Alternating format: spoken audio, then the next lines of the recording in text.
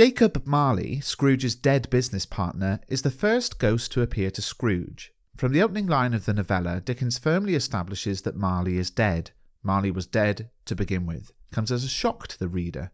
These words, which follow the title of the stave, Marley's Ghost, promise a supernatural treat and create anticipation. More importantly, they introduce the idea of time being turned upside down. In many ways, A Christmas Carol is a story of time travel, the moving around from the present to the past, the present to other locations in the present to the future, and then back to the present could be very confusing. Dickens cleverly manages this through Marley's visit, in which he explains that there will be 3 more spirits for Scrooge to learn from. Marley's visit makes the upcoming structure clear, and this structure is provided by the appearance of each ghost. Since both the reader and Scrooge know what to expect, it is a relatively easy structure to follow. Dickens also uses repetition to emphasise the fact that Marley has passed away. Within the first page, he repeats this idea several times. For example, there's a repetition of the simile, Marley was as dead as a doornail, followed by a reference to Marley's funeral and how Scrooge was the sole mourner. These references, all within the first 4 paragraphs of the text, leave the reader in no doubt that the first time we see Marley, he will be a ghost. Dickens develops the theme of the supernatural and begins to create tension when Scrooge first sees an apparition of Marley's face on his door knocker. Although Scrooge dismisses the vision at the time, this event foreshadows the arrival of Marley's ghost later that evening. Dickens uses listing to describe Marley's ghost wearing a chain made of cash boxes, keys, padlocks, ledgers, deeds, and heavy purses.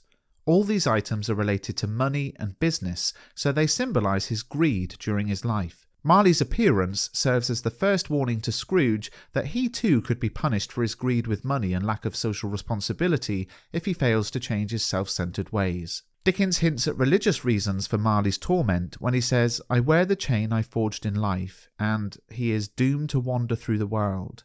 The former moneylender is suffering in the afterlife because of his uncaring, money-grabbing behaviour whilst he was alive. With this punishment, Dickens references the Catholic belief in purgatory, a place where the evil souls of the dead endure great suffering before they are purified and go to heaven. Dickens's use of the verb doomed, however, implies that Marley has in fact been judged and condemned to wander the world and has no hope of going to heaven.